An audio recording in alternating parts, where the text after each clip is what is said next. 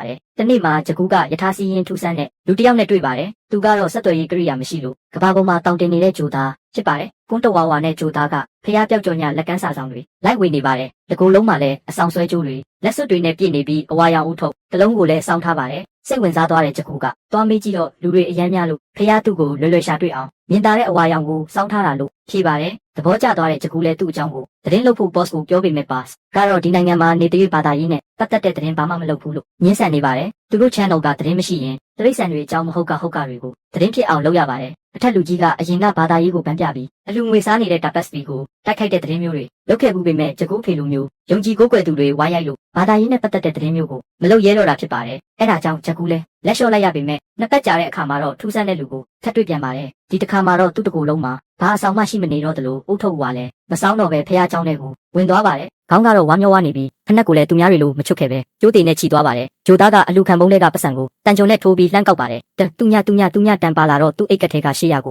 ပုံနဲ့ပြန်ထည့်လိုက်ပါတယ်။အဲ့ဒါကိုဖះကောဘကမြင်သွားတော့အလူခံပုံးတွေကပတ်စံခိုးတဲ့ကောင်ဆိုပြီးဝိုင်းရိုက်ကြဖို့လုပ်ပါတယ်။ဂျိုသားကသူ့ပါမှာဖះပုံစတီကာတွေကတ်လိုက်တာကြောင့်လူတွေကရိုက်ဖို့လက်ယုံသွားကြပါတယ်။ဖះငွေတခိုးလို့ဆွဆွဲခံနေရတော့ဂျကူးကသူ့ပတ်စံအိတ်ကိုအလူခံပုံးနဲ့ပစ်ချလိုက်ပါတယ်။ဒီလူကသူ့ပတ်စံအိတ်ပြုတ်ကျသွားလို့ပြန်ယူပေးနေတာပါလို့ဖះလူကြီးကိုကူပြောပေးပါတယ်။ဖះလူကြီးကပတ်စံအိတ်ထဲကပတ်စံတွေအားလုံးကိုယူထားလိုက်ပြီးအိတ်ကိုပဲပြန်ပေးလိုက်ပါတယ်။ဂျကူးကသူဘာလို့အဲ့လိုတွေလုပ်နေလဲဆိုတာလိုက်မေးတော့ဖះကိုတွေ့ဖို့ဆူတောင်းပြီးအလူငွေ200ထည့်လိုက်ပေမဲ့ခုထိဖះကိုမတွေ့လို့သူ့ပတ်စံပြန်လာယူတာလို့ပြောပါတယ်။ဂျကူးကပတ်စံမရှိတော့လို့တငယ်ချင်းကိုလာကြုတ်ခိုင်းနေတာကိုဂျိုသားကြတော့တက်စီခါထုတ်ပေးပါတယ်။အိမ်ပြန်ဖို့ဒုက္ခရောက်နေတဲ့အတွက်ဂျိုသားကကိုချင်းစာပြီးကူညီပေးတာဖြစ်ပါတယ်။သူ့ကိုဘယ်မှာနေလဲလို့ဂျကူးကမေးတော့ဒေလီမှာဟိုတယ်ငှားရတာဈေးကြီးလို့ရဲစခန်းမှာနေတယ်လို့ပြောပါတယ်။ရဲစခန်းကအခန်းကမပေးရတဲ့အပြင်ထမင်းတောင်အလကားကျွေးလို့တွက်ချေကင်ပါတယ်။ရဲစခန်းကိုချက်ကင်ဝင်ပုံကတော့တီးမပေါက်ရဆိုတဲ့နေရာမှာရဲတွေမြင်အောင်တီးပန်းလိုက်တာပဲဖြစ်ပါတယ်။အရန်စိတ်ဝင်စားသွားတဲ့ဂျကူးလည်းရဲစခန်းထိလိုက်သွားပြီးရဲကိုလက်ထိုးပြီးအချုပ်ခန်းတဲ့သူပါဝင်သွားပါတယ်။ဂျိုသားလူထူးဆန်းကိုဆက်စုတော့သူ့နာမည်ကပီကေလို့ဂျိုသားကပြောပါတယ်။ပီကေဆိုတာအမှုသမားလို့အဓိပ္ပာယ်ရပါတယ်။လူတိုင်းကသူ့ကိုမူးနေလားအမှုကောင်လို့ပြောရတော့အောင်အထူးဆန်းစကားတွေပြောတယ်လို့ပီကေလို့နာမည်တွင်သွားတာဖြစ်ပါတယ်။ဂျကူးကဘယ်မှာနေလဲဘာအလုပ်လုပ်လဲလို့မေးတော့သူကဂျိုသားတစ်ယောက်ဖြစ်ကြောင်းနဲ့အာကာသရင်မှုတစ်ယောက်ဖြစ်ကြောင်းပြောပြပါတယ်။ကဘာပေါ်ကိုလစ်လာရေးခီးလာရင်သူ့ရဲ့ဆက်သွယ်ရေးကိရိယာပျောက်သွားလို့ဒီမှာပဲ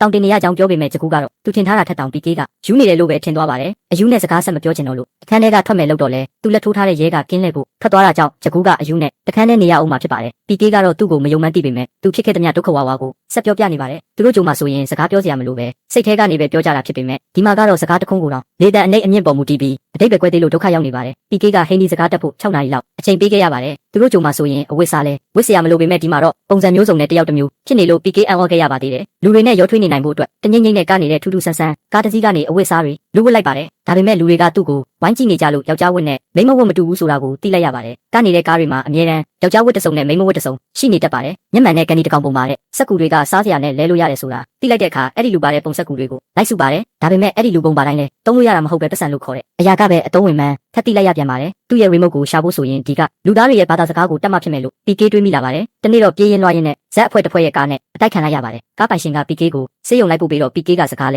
မပြောတတ်တဲ့အပြင်အတိတ်လဲမိနေပုံပေါ်လို့တနာပြီးခေါ်သွားလိုက်ပါတယ်။သူတို့ပြောတာတွေဘာမှမနားလဲတဲ့ပီကေကလူတွေရဲ့လက်ကိုကင်ပြီးဘာသာစကားကူးယူဖို့လုပ်ပါတယ်။သူ့ကိုကယ်ခဲ့တဲ့ဆက်ဆရာကမိန်းကလေးနဲ့မားနေလာလို့ပြန်ပေးတာကြောင့်ယောက်ျားဆိုတာမိန်းမလက်ကိုပဲကင်လို့ရတယ်လို့နားလဲလိုက်ပါတယ်။အဲ့ဒီချိန်ကစလို့တွေ့သမျှမိန်းကလေးတွေရဲ့လက်ကိုလိုက်ကင်တာကြောင့်အမြဲတမ်းနောက်ကလိုက်ရိုက်တာကိုခံရပါတယ်။အဲ့ဒါကိုမိန်းမလို့ချင်နေတယ်ထင်ပြီးမကြည့်ရတော့တဲ့ဆက်ဆရာလည်းလက်အပြင်ကင်ချင်တာကင်လို့ရတဲ့မိန်းကလေးတစ်ယောက်စီခေါ်သွားပေးလိုက်ပါတယ်။အဲ့ဒီမိန်းကလေးကပီကေကိုကွန်းတရားအရင်ကျွေးပါတယ်။အဲ့ဒီကစလို့ပီကေကကွန်းကိုဆွဲလန်းသွားတာဖြစ်ပါတယ်။ပီကေကတညလုံးအဲ့ဒီမိန်းကလေးရဲ့လက်ကိုကင်ထားလိုက်ပြီးဘာသာစကားကိုတာမကလူတဘာဝလူတလေးတွေကိုပါကူးယူလိုက်ပါတယ်။စကားပြောတတ်သွားတာနဲ့ဆက်ဆရာကိုတွားနှုတ်ဆက်ပြီးသူ့ပစ္စည်းအခိုးခံလိုက်ရတဲ့နေရာကိုလိုက်ပို့ခိုင်းပါတယ်။ဆက်ဆရာကဒီမှာအခိုးခံရပြီးယထာပေါ်ပြစ်တက်သွားတာဆိုရင်သူ့ပစ္စည်းကနယူးဒေလီကိုရောက်နေလောက်ပြီလို့ပြောပါတယ်။အဲ့ဒါကြောင့်ပီကေကသူ့ညီအကိုလိုသဘောထားတဲ့ဆက်ဆရာကိုနှုတ်ဆက်ပြီးဒေလီကိုတက်လာခဲ့ပါတယ်။ပျောက်ဆုံးနေတဲ့သူ့ပစ္စည်းကိုရှာပုံတော်ဖွင့်ပေမဲ့မျိုးကြီးပြကြီးမှာငမ်းမရိုးပုံနဲ့အပျောက်ရှာနေတယ်လို့ဖြစ်နေပါတယ်။သူ့ပစ္စည်းပဲရောက်နေလဲဆိုတာဘသူကိုလိုက်မေးမေးအကုန်လုံးကဖះပဲတိလိုက်မယ်လို့ပြောကြပါတယ်။အဲ့ဒါကြောင့်ပီကေလည်းဖះကတော့သူ့ပစ္စည်းကိုရှာပေးနိုင်မယ်လို့ထင်သွားပါတယ်။လူတွေအကုန်လုံးကဖះဆိုတဲ့လူရဲ့တပုံကိုနေရာတိုင်းမှာကတ်ကြတယ်လို့သူ့အတွက်ခန်းသားကြီးကျယ်တဲ့အဆောက်အုံကြီးတွေနဲ့တောင်ပူဇော်ထားကြပါတယ်။ဖះရဲ့အိမ်မှာဆိုလူတွေပြည့်ကျက်နေပြီးငွေပမာဏနည်းနည်းပြုံတဲ့လူတိုင်းရဲ့ပြဿနာကိုဖြေရှင်းပေးနေတာမြင်ရတော့ဖះကိုအားကိုးချင်သွားပါတယ်။ဒီလိုမော်အတက်မျိုးကိုမယုံကြည်ပေမဲ့တစ်ခါနှစ်ခါလောက်တော့စူးစမ်းကြည့်မယ်ဆိုပြီးဖះရုပ်ထုတဆူတွားဝယ်ပါတယ်။အရွယ်စားမျိုးဈေးမျိုးရှိပေမဲ့ဘာကွာလဲလို့မေးကြည့်တော့အတူတူပဲလို့ဆိုင်ရှင်ကပြောပါတယ်။အလုပ်လုပ်ပုံချင်းတူတဲ့အတွက်ပီကေကဈေးအနည်းဆုံးကိုပဲဝယ်လိုက်ပါတယ်။အထက်ပါစမ်းတက်ဖို့အတွက်ဗိုက်စာနေလို့စားစရာပေးပါလို့ဖះစီမှာတောင်းပြီးမျက်လုံးမိတ်ထားလိုက်ပါတယ်။တိုက်ဆိုင်ပဲသူတောင်းစားတွေကိုစမုတ်စာလိုက်ဝေနေတဲ့အလူရှင်နဲ့တိုးလို့လက်ထဲကိုစားစရာရောက်လာပါတယ်။ပီကေကတော့ဖះကတကယ်ပဲစူတောင်းပြတာလို့ယုံကြည်သွားပြီး remote ကိုပြန်ပေးဖို့ဝတ်ထက်တောင်းပါတယ်။ဒါပေမဲ့ဘာမှကြမလာတာကြောင့်ဖះကဘက်ထရီအားကုန်သွားတယ်ထင်ပြီး ဆိုင်ရှင်ကိုသွားပြန်ပြောပါတယ်ဖះကတေတာကြောင့်စုတစ်ခုပဲတောင်းယုံနဲ့အကုံသွားတာလို့ PK ကထင်နေပါတယ်ဆိုင်ရှင်ကလည်းဘလို့ဖြေရှင်းရမှန်းမသိဖြစ်နေတော့ဘေးကလူကကိစ္စအကြီးကြီးတွေစုတောင်းချင်ရင်ဖះတေးသေးလေးနဲ့မရပဲဖះเจ้าတဲ့ကဖះကြီးကြီးမှာအုံတီနဲ့အမွှေးတိုင်တွေပူဇော်ပြီးတောင်းရတယ်လို့ PK ကိုကျင်းထည့်ပြီးအုံတီရောက်လိုက်ပါတယ် PK လည်းတကယ်အထင်နဲ့အထဲကိုဝင်သွားတော့စုတောင်းဖို့အချိန်တောင်မရတော့အောင်လူတွေတိုးကျိတ်နေပါတယ်ဒီမှာငွေလူထားလို့တူတောင်းနဲ့ပစ္စည်းပေးဖို့တောင်းတော့ဖုန်းကြီးကစိတ်ကျမ်းမာရေးစေယုံသွားဆိုပြီးပြောလိုက်ပါတယ် PK ကတော့ပတ်စံကြဒီမှာပေးရပြီးပစ္စည်းကိုတော့စိတ်ကျမ်းမာရေးစေယုံကိုပို့တဲ့အတွက်နားမလည်နိုင်ဖြစ်သွားပါတယ်ဒေလီသမားလာရင်ပစ္စည်းထုတ်ဖို့ပြေစာတောင်းနေတဲ့ PK လည်းဆွဲထုတ်ခံလိုက်ရပါတယ်ပတ်စံပေးပြီးလိုချင်တာမရတဲ့အပြင်ဖနက်ပါပျောက်သွားလို့စိတ်တူသွားတဲ့ PK ကဖះကသူ့ပတ်စံကိုယူပြီးပါမှပြန်မလုပ်ပေးဘူးလို့ရဲစခန်းမှာသွားတိုင်ပါတယ်ဖះကိုအမှုဖွင့်တဲ့အတွက်ရဲက PK ကိုငမူးပဲဆိုပြီးစစ်ဆေးကြည့်ပါတယ်ဘောင်းဘီအိတ်ကက်ထဲကနေဆရာဝန်ကထွက်လာတော့ကနေတဲ့ကားကနေတွေ့ရဝတ်ကိုယူဝတ်လာတဲ့ PK ကငကိုအတိုင်းရဲစခန်းမှာနေရင်ထိုင်ရင်ဆရာဝန်ဖြစ်သွားပြီးရဲတွေကကောင်းကောင်းဆက်ဆံကြပါတယ်ဆရာဝန်ကခရိယန်ဖြစ်လို့အမှုလိုချင်ရင် church ကျောင်းကိုသွားရမယ်လို့ရဲတွေကထင်သွားပါတယ်အဲ့ဒါကြောင့် church ကျောင်းကိုလမ်းညွှန်ပေးလိုက်ပါတယ် PK လည်း church ကျောင်းထဲကိုအုံတီအမွှေးတိုင်နဲ့ထွက်ဝင်သွားပါတယ်ဖះရှိခိုးနေကြတဲ့ခရိယန်တွေက PK ကိုထူးထူးဆန်းဆန်းကြည့်နေကြတော့မယ် PK ကခရစ်တော်ရှိမှာအုံတီခွဲပြီးပူဇော်လိုက်ပါတယ်တာဝန်ရှိသူတွေက PK ကိုဆွဲထုတ်သွားတော့ဖះကိုဝိုင်ကတ်နေကြတာလမ်းမြင်လိုက်ပါတယ်ဖះကအုံရည်တောက်ရတာငရိုးသွားလို့ဝိုင်ပြောင်းတောက်နေတယ်လို့ PK ထင်သွားပါတယ် PK ကဝိုင်ဝယ်ဖို့အတွက်ကနေကားတွေကနေပတ်စံသွားထပ်ယူပါတယ်တရားပေါ်ကမျက်မမြင်လူကြီးတယောက်ကလည်းသူ့လိုတလောက်ပတ်စံတွေကိုခွက်တလုံးနဲ့အမြဲပေးလေးရှိပါတယ်ပတ်စံရလာတော့ဝိုင်နဲ့ပလင်းဝယ်ပြီးဖះကိုကတ်ဖို့ဗလီတလုံးနဲ့ဝင်သွားပါတယ်ဒါပေမဲ့ဗလီထဲကလူတွေကဘာကြောင့်မှမသိလိုက်ရိုက်လို့ထွက်ပြေးလာရပြန်ပါတယ်ကားတစ်စီးပေါ်တက်ပြေးတော့ကားပေါ်မှာအဖြူရောင်ဝတ်စုံနဲ့အမျိုးသမီးတယောက်ကိုတွေ့ပါတယ်သူ့ပုံစံကဝမ်းနဲ့နေတဲ့ပုံပေါ်တာကြောင့်ဘာလို့ဝမ်းနဲ့နေလဲဆိုတာသိချင်သွားတဲ့ PK ကသူ့လက်ကိုကင်ပြီးစိတ်ကိုဖတ်ဖို့လုပ်ပါတယ်လက်ကင်လိုက်တာနဲ့ဘေးကလူတွေကဝိုင်းတမကြပြန်ပါတယ်မူဆိုးမကိုတော့အလွတ်မပေးတဲ့ကောင်လို့ပြောတာကြောင့်မူဆိုးမမှန်ဘလို့သိလဲလို့မေးကြည့်ပါတယ်အဖြူရောင်စာတွေဝတ်ထားရင်မူဆိုးမလို့အတိတ်ပဲရမှန်သိခဲ့ရပေမဲ့ဝိုင်းရိုက်လို့ကားပေါ်ကဆင်းပြေးခဲ့ရပါတယ်လမ်းမှာမင်္ဂလာဆောင်တော့မဲ့တို့သမီးတယောက်ကအဖြူရောင်ဝတ်ထားတာကိုတွေ့တော့ PK ကမူဆိုးမထင်သွားပြီးသွားနှစ်သိမ့်ပေးရင်အတူပဘယ်အချိန်ချမှလဲလို့မေးပါတယ်အဲ့ဒီမိန်းကလေးကအနက်ရောင်ဝတ်ထားမှအတူပလို့ပြောပြီးအစဲခံလိုက်ရပြန်ပါတယ်အနက်ရောင်ဘူလာခါဝတ်ထားတဲ့အမျိုးသမီး၃ယောက်ကိုထပ်တွေ့တော့ခင်ဗျားတို့ယောက်ျားတွေဆုံးသွားတာစိတ်မကောင်းပါဘူးလို့လောကဝတ်ပြူမိပြန်တော့လေသူတို့ရဲ့ယောက်ျားကအရှင်လက်ကြီးလိုက်ရိုက်တာခံရပြန်ပါတယ်အဲ့ဒီလိုပြေးရင်လွှားရင်းနဲ့ပဲဖះဆိုတာတယောက်တည်းရှိတာမဟုတ်မှန်းနားလည်ခဲ့ရပါတယ်ကဘာပေါ်မှာဖះတွေအများကြီးရှိတယ်လို့မတူညီတဲ့စီးမြင့်တွေလည်းရှိနေပါတယ်ဖះကကုမ္ပဏီတွေအများကြီးဖွင့်ထားပြီးအဲ့ဒီကုမ္ပဏီတွေကိုကြီးစုစစ်ဆေးဖို့ Father Mulvey Guru ဖုန်းတော်ကြီးစတဲ့နာမည်တွေနဲ့မန်နေဂျာအများကြီးကိုလည်းခန့်ထားပါတယ်လူတယောက်ကဘာသာတစ်ခုဖြစ်တဲ့ကုမ္ပဏီတစ်ခုမှာပဲအဖွဲ့ဝင်ခွင့်ရှိပါတယ်ဘယ်ကုမ္ပဏီကလဲဆိုတာ uniform ဝတ်ကြည့်ရင်သိနိုင်ပေမဲ့ uniform မရှိတဲ့ PK ကိုယ်တိုင်ကတော့ဘယ်ကုမ္ပဏီရဲ့အဖွဲ့ဝင်လဲဘယ်ဖះကသူ့ကုမ္ပဏီရဲ့လူကြီးလဲသိဖို့ထပ်စူးစမ်းရပါတယ်ဆေးရုံမှာမွေးခါစားကလေးတွေကိုမွေးတဲ့ကဘယ်ဖះကိုကိုးကွယ်ရမလဲဆိုတဲ့အမှတ်တစိတ်ကိုလိုက်ရှာကြည့်ပါတယ်ဘာမှမတွေ့ရတဲ့အပြင်ဝိုင်းရိုက်တာပဲခံရပြန်တာကြောင့် PK လဲအားလုံးရဲ့အဖြေကိုသိဖို့ဖះတိုင်းကိုကိုးကွယ်ဖို့ဆုံးဖြတ်လိုက်ပါတယ်အဲ့လိုနဲ့နှစ်ချင်းခံနွားနှုတ်ကမြေကြီးမှာလဲကိုတာနဲ့ရိုက်ပြီးဖះဆောင်ကိုပူဇော်ပါတော့တယ်အဆောင်လက်ဖွဲ့ပေါင်းစုံကိုလည်းဝတ်ထားပေမဲ့သူ့ရဲ့ remote ကိုပြန်မရသေးတာကြောင့် PK ပင်ပန်းလာပါတယ်ဘလောက်ဆူတောင်းနေပါစေဘယ်ဖះကမှအကြောင်းမပြန်တာကြောင့်ဖះကပျောက်နေပြီဆိုတာကိုသိလိုက်ရပါတယ်အဲ့ဒါကြောင့်နေရာတိုင်းမှာဖះပျောက်ကြော်ညာတွေလိုက်ကပ်ပါတယ်တနေ့တော့တခင်ရှိပါကိုအမှတ်မထင်တွေးလိုက်ရပါတယ်ပြဇက်ကဖို့မိတ်ကပ်ပြင်ထားတဲ့လူကို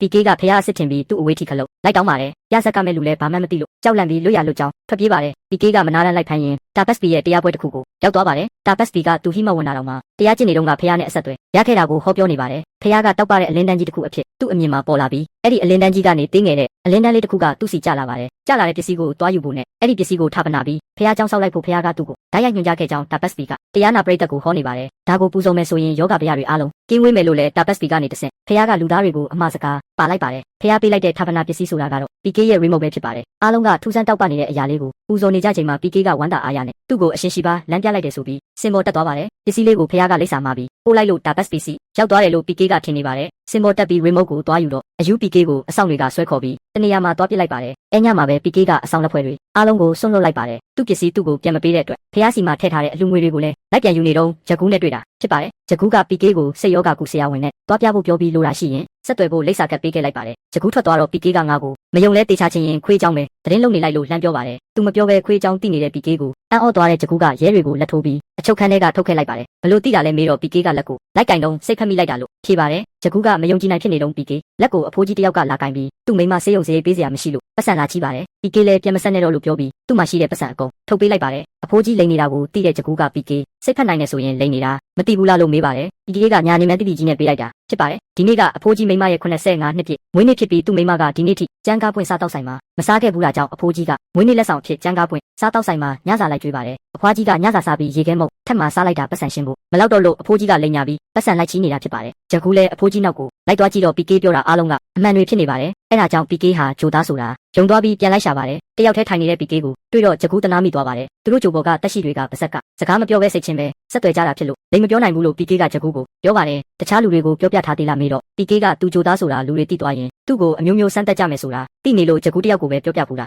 ာဖြစ်ပါတယ်ဂျကူးကသူ့ကိုကူညီပူးတဲ့ပထမဆုံးလူ ဖြစ်တာကြောင့် PK ကဂျကူကိုယုံကြည်နေပါတယ်ဂျကူလည်း PK အတွက် remote ကိုပြန်ယူပေးမယ်လို့ကတိပေးလိုက်ပါတယ်အဲ့လိုနဲ့ PK ကဂျကူအိမ်မှာလိုက်နေပြီးဂျကူကလည်းသတင်းထောက်ပေးဂျိုသားတယောက်သူ့အိမ်မှာရောက်နေတာကိုဝမ်းသာနေပါတယ်ဂျကူအိမ်ကိုလူတယောက်ကဆေးရုံနဲ့မှာပြီးခဏဖုန်းခေါ်နေတာကြောင့်မဖြေရှင်းနိုင်တဲ့အဆုံးလူနာကဒီမနက်တင်ဆုံးသွားပြီလို့ညာပြောလိုက်ပါတယ်တစ်ဖက်လူကလည်းအဟုတ်ကြီးထင်ပြီးယုံသွားပါတယ် PK ကအဲ့ဒါကိုမြင်တော့တာပတ်စပီလည်းဖုန်းမဆက်နေမိတာပဲလို့ထပြောပါတယ်တာပတ်စပီကသူ့ကိုသူဖះနဲ့ဆက်သွယ်နေတယ်လို့ထင်နေပေမဲ့သူနဲ့ဆက်သွယ်နေတာဖះမဟုတ်ပဲတခြားတယောက်ဖြစ်နေတယ်လို့ PK ကထင်သွားပါတယ်တာပတ်စပီကဖះကိုဗန်းပြပြီးလှုပ်ရှားနေတာကိုဂျိုသား PK ကထင်ချင်ရာထင်သွားတာဖြစ်ပါတယ်တာပတ်စပီကတယောက်စီဖုန်းမဆက်မိတာကိုအဲ့ဒီတယောက်ကဖះရောင်ဆောင်ပြီးတာပတ်စပီကိုစာနောက်နေတာလို့ထင်နေပါတယ်လူသားတွေကိုဖះကဖန်ဆင်းထားပြီးတက်ရှိအားလုံးကဖះရဲ့သားသမီးတွေဖြစ်ပါတယ်ဘယ်မိဘကမှကိုသားသမီးကိုအားလုံးအစဉ်ပြေခြင်းရင်ငါစီလှည့်လာခဲ့လို့ပြောမဲ့အစားမဟာဂရုဏာတော်ရှင်ဖះတွေကငါရုပ်ထုတွေကိုနွားနိုးနဲ့လောင်းမဲ့အစားလမ်းဘေးမှာငတ်နေတဲ့ကလေးတွေကိုပဲတိုက်လိုက်လို့ပြောမှာဖြစ်ပါတယ်အဲ့ဒါကြောင့်တာပတ်စပီကိုဆက်သွယ်နေတာဖះမဟုတ်ဘူးလို့ထင်သွားတာဖြစ်ပါတယ်တာပတ်စပီကဘာသာရေးပန်းပြပြီးလူတွေကိုလိန်နေတယ်ဆိုတာ PK ကသဘောမပေါက်ပေမဲ့ဂျကူကလည်း PK ကိုရှင်းမပြတော့ပဲထားလိုက်ပါတယ်ဂျကူက PK ကိုသူ့ဘတ်စီခေါ်သွားပြီးတာပတ်စပီနဲ့ပတ်သက်တာတွေကိုဖော်ဖို့လုပ်ပါတယ်ဘော့စ်ကလည်းတာပတ်စပီဆိုတာနဲ့ကိုကြောက်နေပေမဲ့ဂျကူက PK နဲ့တွေ့ကြည့်ဖို့အတင်းတောင်းဆိုတာကြောင့် PK နဲ့တွေ့ကြည့်ပါတယ် PK ရဲ့ပြောပါဆိုပါတွေကြားမှာဘာမှ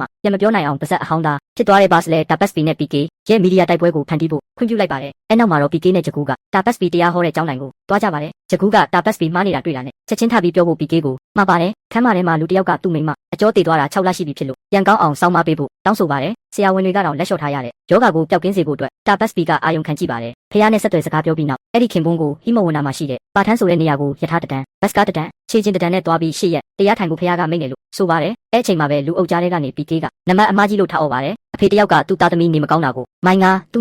ညလောက်ဝေးတဲ့နေရာကိုအစင်းစင်းသွားပြီးတရားထိုင်ဖို့ပြောမလားသားသမီးကိုကောင်းအောင်ကုပေးမလားဆိုတာပြိတ္တတွေကိုစဉ်းစားခိုင်းပါတယ်အဲ့ဒါကြောင့်ဖះကလည်းသူဖန်ဆင်းထားတဲ့သားသမီးတွေကိုခုလိုပောက်ကရတွေလောက်ခိုင်းမှာမဟုတ်ဘူးလို့ပြောပါတယ်တာပတ်စပီကဖះနဲ့ဆက်သွယ်နေတာမဟုတ်ပဲဖုန်းနံပါတ်မှာပြီးစာနောက်ခံနေရတာလို့ဝင်ပြောပါတယ်မယုံရင်ဖះစီကိုနောက်တစ်ခါဖုန်းထပ်ခေါ်ပြီးတောထဲမှာရှေ့ရက်တရားထိုင်ရင်တကယ်ပြောက်မယ်ဆိုတာအာမခံလာလို့တာပတ်စပီကိုမေးခိုင်းပါတယ်တာပတ်စပီကတော့ PK ကိုမဖြေရှင်းနိုင်တော့လို့တရားပွဲကိုတင်လိုက်ပါတယ်ဂျကူတို့မီဒီယာကအဲ့ဒါတွေကိုအားလုံးကိုဗီဒီယိုရိုက်ထားပါတယ်သတင်းမှာတာပတ်စပီရဲ့လူတွေပေါ်လိမ်လည်လက်ဖျားမှုတွေကိုထောက်ပြပါတယ် PK ကိုပါသတင်းနဲ့ထည့်ပြီးအင်တာဗျူးပါတယ်ဖះအတုံးတော်ခံမှာဆိုတဲ့လူတွေကတကယ်ရောဖះနဲ့ဆက်သွယ်နေတာဟုတ်ရဲ့လားဆိုတာလူတွေကစဉ်းစားသုံးသပ်လာအောင်သူတို့မီဒီယာကလှုပ်ဆော်လိုက်နိုင်ပါတယ်ဂျကူလုပ်နေတာတွေကိုသူ့အဖေမြင်တော့အလုတ်ထိလိုက်လာပြီးစူပါတယ် PK ကိုလည်းပတ်စံကြောင့်ဘာသာတရားကိုစော်ကားနေရင်ငရဲကျသွားလိမ့်မယ်လို့ပြောပါတယ်အဲစကားကိုကြားတော့ PK ကတခုကိုနားလည်သွားပါတယ်ဂျကူဖေကိုပါနားလည်အောင်လုပ်ပြမယ်ဆိုပြီးကျောင်းတစ်ကျောင်းရှိကိုခေါ်သွားပါတယ်စာမေးပွဲဖြေခါနီးဖြစ်တာကြောင့်ကျောင်းသားတွေကကြောက်လန့်တကြားဖះရှိခိုးနေခြင်းဖြစ်ပါတယ် PK ကကျောင်းရှိကတစ်ပင်အောက်မှာကြောက်တုံးတုံးကိုထောင်းလိုက်ပါတယ်အဲ့ဒီကြောက်တုံးကိုစက်ယုံလို့နာမည်ပေးလိုက်ပါတယ်စက်ယုံထဲမှာငွေအချို့ရင်းနှီးမြုပ်နှံမယ်ဆိုပြီးပတ်စံတွေချလိုက်ပါတယ်ပြီးတော့ကြောက်တုံးကို900နဲ့ညီသွားအောင်တုပ်လိုက်ပါတယ်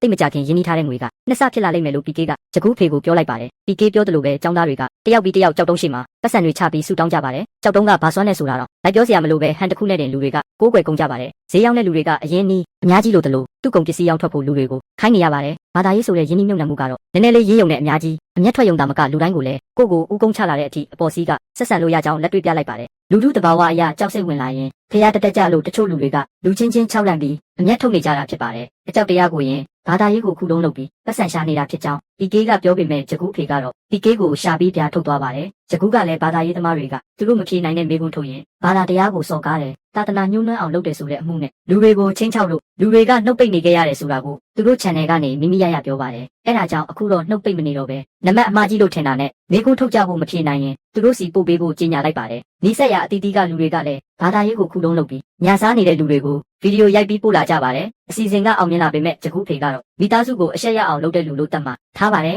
်ဂျကူကအဲ့ဒီအတွက်စိတ်မကောင်းဖြစ်နေပါတယ်သူ့ကို PK ကနှစ်သိမ့်ပေးရင်ဂျကူကိုတဖြည်းဖြည်းသဘောကျလာပါတယ်တစ်ဖက်မှာတော့တာပတ်စပီကအလူငွေထက်နမတ်အမားကြီးဆိုတဲ့စာတွေပဲရှာတော့လို့ပောက်ကွဲနေပါတယ်ဒီတိုင်းဆက်သွားရင်လုံးဝပါတော့မှဖြစ်လို့တာပတ်စပီက PK နဲ့ထိတ်တိုက်ရင်ဆိုင်ဖို့ပြင်ဆင်ပါတယ်အဲ့လိုနဲ့တာပတ်စပီနဲ့ PK တို့ရဲ့ပွဲကိုတနိုင်ငံလုံးကစိတ်ဝင်တစားဆောင်ကြည့်ကြပါတယ်PK အောင်မြင်နေတာကိုတွေ့တော့ရွာမှာကြံခဲ့တဲ့သူ့အကူကဝမ်းသာနေပါတယ်အဲ့အချိန်ဘေးဝိုင်းကလူက PK အောင်မြင်နေတာသူ့ကြောင့်ဆိုပြီးမူမူယူယူနဲ့ထားပြောပါတယ် PK ရဲ့ဆွဲကြိုးကိုတခိုးပြီးတာပတ်စပီကိုတွားရောက်လိုက်တာဖြစ်ပါတယ် PK အကူဆက်เสียရလဲတိတိချင်း software TV ကြိုထုတ်ထားလိုက်ပါတယ် PK ကိုဖုန်းဆက်ပြီးမနှက်ဖြန်ဆွဲကြိုးတခိုးဖို့ပါတခါတည်းခေါ်လာမယ်လို့အကြောင်းကြားလိုက်ပါတယ်အဲ့တော့မှ PK ကတာပတ်စပီကဖះကိုဖုန်းနံပါတ်မှာပြီးဆက်သွယ်မိတာမဟာတော့ပဲလူလိမ်ဆိုတာကိုပါသိသွားပါတယ်တကယ်တော့အစောကြီးတဲ့ကတာ PK ကတာပတ်စပီဟာလူလိမ်ပါလို့ပြောလိုက်ရင်အခြားလူတွေလိုပဲ PK လဲဘာသာရေးမိုင်းမိနေတဲ့လူတွေလက်မှာအထောက်ခံရမှာဖြစ်ပါတယ်ဒါပေမဲ့သူသိထားတဲ့ပုံစံအတိုင်းပဲပြောခဲ့တာကြောင့်အခုဆိုရင်လူတွေကပါသူ့ဘက်ကိုပါနေကြပြီဖြစ်ပါအားမကြခင်ရမှုကိုပြန်ရတော့မယ်လို့ဂျကူက PK ကိုပြောပါတယ်အဲ့ညမှာပဲ PK ကဂျကူကိုချစ်နေကြောင်းစာနဲ့ဖွင့်ပြောဖို့လုပ်ပါတယ်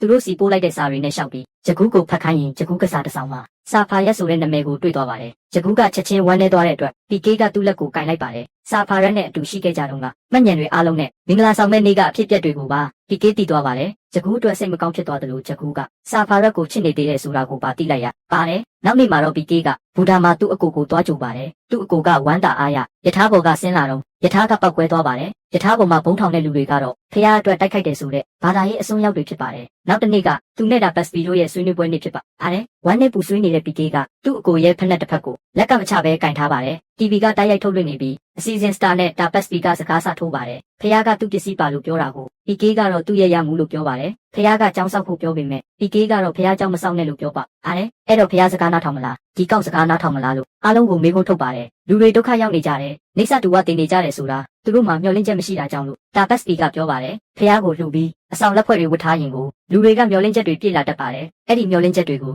PK ကယူသွားတာဟာဖះမရှိဘူးလို့ပြောချင်တာလားလို့ PK ကိုမေးပါတယ်သူကဖះနဲ့ဆက်သွယ်တာနံပါတ်မှားနေတယ်ထင်ရင်နံပါတ်အစ်စ်ကရောပါလဲလို့ထပ်မေးလိုက်ပါတယ် PK ကတော့သူမျှော်လင့်ထားသလိုအကြိုက်ရိုက်မသွားပဲတာပတ်စပီပြောတာတွေကိုထောက်ခံလိုက်ပါတယ်ဒီကျိုးပုံကိုရောက်ခါစားကသူ့မှာစားစရာမရှိနေစရာမရှိနဲ့ဘွားပြတ်နေခဲ့ပါတယ်သူ့စီမှာရှိတဲ့တခုလေးသောမျှော်လင့်ချက်ကဖះပဲဖြစ်ပါတယ်သူကအခြားအားလုံးကိုဖန်ဆင်းခဲ့တယ်ဆိုတဲ့ဖះသခင်ကိုယုံကြည်ပါတယ်သူမယုံကြည်တာကလူလိမ်တွေကိုကျိုးအတွက်ဖန်တီးထားတဲ့အတူရောင်ဖះတွေကိုဖြစ်ပါတယ်အလူငွေရဖို့လူချမ်းသာတွေနဲ့ပေါင်းမယ်စင်းရဲသားတွေကိုတော့လစ်လူရှုမယ်ဝေဖန်တဲ့သူတွေကိုအတန်မထွက်ရဲအောင်ပါဇက်ပိတ်မယ်ဆိုတဲ့အရာကဖះအစ်စ်မဟုတ်ဘူးလို့ PK ကပြောပါတယ်တာပတ်စပီကတော့အလူခံနေဆိုတာအဲ့ဒီငွေတွေနဲ့တာတနာကိုဖျက်ဆီးမဲ့လူတွေလက်ကနေဖះကိုကာကွယ်ဖို့လို့ချေပပါတယ် PK ကလည်းကျေပြောလာတဲ့စကြဝဠာကြီးကိုတောင်ဖန်ဆီးခဲ့တဲ့ဖះကဒီဥက္ကခဲလေးပေါ်ကလမ်းချင်းချင်းလေးရဲ့တောက်မှနေတဲ့တက်ရှိပစ္စည်းလေးရဲ့ကာကွယ်မှုကိုမလိုဘူးလို့ပြန်ပြောပါတယ်သူ့အချစ်ဆုံးတငယ်ချင်းတယောက်သူ့ညီကိုတယောက်ကဖះကိုကာကွယ်ဖို့ဆိုတဲ့လူတွေရဲ့လုပ်ရက်ကကြောင့်ပဲတည်ခဲ့ရပါတယ်တာပတ်စပီကတော့မွတ်စလင်တွေဘုံခွဲတာနဲ့ပတ်သက်ပြီးဟိန္ဒူကူယူတယောက်ကိုအပြစ်လာတင်နေတာလားလို့မေးပါတယ် PK ကတာပတ်စပီရဲ့မှားယွင်းမှုမှာအဲ့ဒီလူမျိုးရေးခွဲခြားတာကအဆိုးဆုံးပဲလို့ပြောပါတယ်စာဖာရက်ကမွတ်စလင်ဖြစ်တာနဲ့ပဲမကောင်းဘူးလို့ဂျကူးမိဘတွေကိုပြောပြီးသူတို့နှစ်ယောက်ကိုခွဲခဲ့တာကအမားကြီးပဲလို့ပြောပါတယ်အဲ့ဒီစကားကြောင့်အကုန်လုံးကအံ့အားသင့်သွားကြပါတယ်တာပတ်စပီကလည်းစာဖာရက်ကအချိန်တန်ရင်ဂျကူးကိုပြစ်သွားမယ်ဆိုတဲ့သူရဟောကိန်းကမားတယ်ဆိုတာတက်တည်ပြနိုင်ရင်ရမှုကိုပြန်ပေးမယ်လို့ပြောပါတယ်တက်တည်မပြနိုင်ရင်တော့တနိုင်ငံလုံးအရှိမသူ့ခြေထောက်ကိုနမ်းပြီးတောင်းပန်ရမယ်လို့စင်ခေါ်လိုက်ပါတယ်ကာယကံရှင်ဖြစ်တဲ့ဂျကူးကအကိစ္စကိုဆက်မပြောဖို့တားပါတယ် PK ကတော့ဂျကူးရဲ့စိတ်ကိုဖတ်ပြီးတိကျသမျှအချက်လက်တွေအရစာဖာရက်ကမင်္ဂလာဆောင်တဲ့နေ့ကလာခဲ့တယ်လို့ပဲယုံကြည်နေပါတယ်စာဖာရက်ကစာပေးလိုက်လို့ဂျကူးကပြန်လာခဲ့ပေမဲ့စာထဲမှာစာဖာရက်ရဲ့နာမည်မပါသလိုလာပေးတဲ့ကလေးကလည်းတွေ့တဲ့သူကိုပေးသွားတာဖြစ်ပါတယ်ကလေးကကြောင်းကင်ထားတဲ့သူတို့သမီးကိုလာပေးတာဖြစ်ပြီးဂျကူးကတခြားသူတို့သမီးရဲ့ကြောင်းကိုခဏကင်ထားပေးခဲ့တာဖြစ်ပါတယ်အဲ့ဒီမှာစာကြောင့်စာဖာရက်ကိုဆက်မဆောက်နေတာကအပြစ်မဟုတ်ပေမဲ့အကြောင်းကျိုးသိရအောင်တယောက်နဲ့တယောက်မဆက်သွယ်ခဲ့တာကသာပြဿနာရဲ့အမိုက်ကာလဖြစ်ပါတယ်အဲ့ဒါကြောင့်စာဖာရက်ကိုဖုံးဆက်ဖို့ PK ကဂျာကူးကိုပြောပါတယ်ဂျကူးကစာဖာရက်ကိုဖုံးဆက်ကြည့်တော့ဆက်သွယ်လို့မရဖြစ်နေပါတယ်သူတို့တက်ခဲ့တဲ့ဘယ်ဂျီယန်ကျောင်းကိုလည်းဆက်မရတာကြောင့်ဂျကူးကောင်းချောင်းနေပါတယ်သူ့ boss ကလည်းဒီတိုင်းကြည့်မနေနိုင်တော့ပဲစာဖာရက်အချိန်ပိုင်းအလုပ်လုပ်နေတဲ့ဘယ်ဂျီယန်ကပါကစ္စတန်တန်ယုံကိုဖုံးဆက်ဖို့အင်းပါတယ်အားလုံးကြားရအောင်စပီကာပါဖွင့်ထားခိုင်းလိုက်ပါတယ်တန်ယုံကိုဖုံးဆက်တော့စာဖာရက်စီကိုအိန္ဒိယကစာမန်တိတာနဲ့တင်တန်ယုံတစ်ခုလုံးကအိုအိုကြက်ကြက်ဝမ်းသာသွားကြပါတယ်စာဖာရက်ကမနက်9:00 နာရီတိုင်းတန်ယုံကိုဖုံးဆက်ပြီးအိန္ဒိယကဂျာကူဖုံးဆက်လာလားလို့အမြဲမေးပါတယ်အစတုန်းကတော့စားနောက်နေတဲ့ထင်ခဲ့ပေမဲ့တရက်မှမပြတ်သွားအောင်အမြဲမေးတာကြောင့်သူတို့ပါဂျာကူဆိုတဲ့မိန်းကလေးရဲ့ဖုံးကိုဝိုင်းမျောနေခဲ့ကြပါတယ်တန်ယုံကစာဖာရက်စီကိုဖုံးလွှဲပေးလိုက်တော့နှစ်ယောက်သားပထမဆုံးအကြိမ်စကားပြန်ပြောဖြစ်ကြပါတယ်ဂျကူးကစာဖာရက်ကိုသူနဲ့လက်ထပ်မဲ့နေ့ကလာခဲ့သလားလို့မေးတော့စာဖာရက်ကသူလာခဲ့ပေမဲ့ဂျကူးကတော့မလာခဲ့ဘူးလေလို့ပြန်ပြောပါတယ်စာဖာရက်ကဂျကူးချထားတဲ့စာကိုဖတ်ပြီးသူ့ကိုသူထားခဲ့ခံရပြီလို့ထင်ခဲ့တာဖြစ်ပါတယ်နိုင်ငံလူမျိုးဘာသာမတူတာတွေအားလုံးကတိုက်ဆိုင်နေတာကြောင့်နှစ်ယောက်လုံးကသူတို့နဲ့မသက်ဆိုင်တဲ့စာတွေကအတိုင်းအချင်းချင်းမဆက်သွယ်ကြတော့တာဖြစ်ပါတယ်နားလည်မှုတွေအကြီးကြီးလွဲပြီးခုမှ PK ကြောင့်အဖြစ်မှန်လေးတည်သွားပါတယ်အဲ့ဒီအဖြစ်မှန်တွေကိုသိလိုက်ရတော့ဂျကူးအဖေကပါတာပတ်စပီကိုမယုံကြည်တော့ပဲရမှုကို PK ကိုပြန်ပေးလိုက်ပါတယ်အဲ့ဒါကြောင့် PK ကသူ့ကြိုကိုပြန်ခွင့်ရသွားပါတယ် PK ကအိမ်ပြန်တဲ့အခါကက်ဆက်ခွေတွေအများကြီးတည်သွားပါတယ်သူတို့ကြိုမှာတခဲမရှိလို့တခဲတွေအများကြီးကိုလည်းတက်တာနှလုံးအပြည့်တည်သွားပါတယ်အလဟတ်တာအများကြီးနဲ့ဘာတန်တွေနားထောင်မှလဲလို့ဂျကူးကမေးတော့ PK ကဒီကဘာပေါ်ကငှက်တန်ကားဟွန်းတန်နဲ့တဘာဝအတန်တွေကိုအလွမ်းပြေနားထောင်မှလို့ပြောပါတယ်တခဲတက်တာတစ်လုံးကကားပေါ်ပါသွားတာကြောင့် PK ကအသေးအတန်ပြန်လိုက်ယူပါတယ် PK သွားနေတော့ဂျကူးကအတန်တွေကိုစမ်းနားထောင်ကြည့်ပါတယ်တိတ်ခွေတိုင်းကကားတန်ငှက်တန်စူညံတန်တွေတခုမှမဟုတ်ပဲအကုန်လုံးကဂျကူးရဲ့အတန်တွေပဲဖြစ်နေပါတယ်အဲ့ထဲမှာလည်း PK သူ့ကိုဖွင့်ပြောဖို့ရေးထားတဲ့စာကိုတွေ့လိုက်ရတာကြောင့်ဂျကူးကစိတ်မကောင်းဖြစ်သွားပါတယ်သူ့ရဲ့ရင်ပြန်ရောက်လာတော့ PK ကနောက်ကိုတစ်ချက်မှလှည့်မကြည့်ပဲသူ့ကြိုကိုပြန်သွားပါတယ်ဒါဟာသူ့မျက်ရည်တွေကိုမမြင်စေချင်လို့လှည့်မကြည့်ခဲ့တာမှန်ဂျကူးကသိနေပါတယ် PK ကလူတွေကိုအဖိုးတန်တာတွေအများကြီးတင်ပြပေးသွားခဲ့ပေမဲ့သူ့ကိုယ်တိုင်ကတော့လူသားတွေစီကနေလိန်ညာချင်းတစ်ခုကိုပဲတင်ယူသွားခဲ့ပါတယ်